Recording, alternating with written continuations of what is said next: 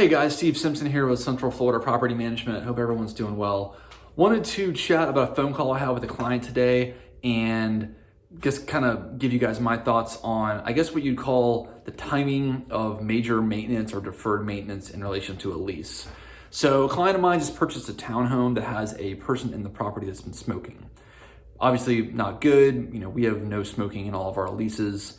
I guess not everyone has that. But what he was telling me was that these tenants that are in the property are actually really good tenants aside from smoking. So they pay rent on time, place is in good shape, they smoke on the property. And we were discussing what to do with them.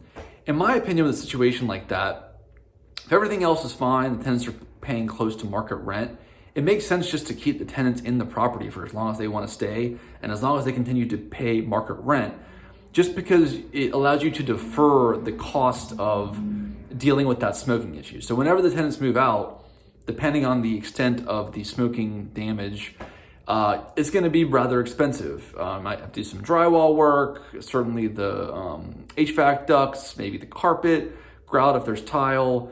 Smoke gets into pretty much everything. So it could be a pretty major expense when the tenants move out. So why not defer that? If the tenants are good, just keep it going and kick the can down the road as long as you're making market rent, rather than, the other option would be you kick the tenants out now, you spend a bunch of money, and then you put new tenants in there.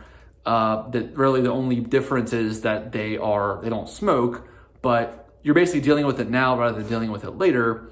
But you're also risking the fact of not having as good of tenants, because even if these current tenants smoke, they're still good tenants given what you're getting into. So hopefully that makes sense and just gives you guys an idea of thinking about how to time major maintenance issues. A similar thing would be if you really wanted to renovate that bathroom that's older that you think needs to get renovated. If your tenants are good that are in the property currently are paying you market rent, just don't redo the bathroom until the tenants move out on their own. Certainly don't kick the tenants out. We want to minimize vacancy and maximize our return, and deferring maintenance cost is almost always a good way to do that. Unless there's some crazy reason why, maintenance costs will go up dramatically in the future or yada, yada, yada, something like that. But just think about that in terms of timing your maintenance costs. Hopefully that makes sense.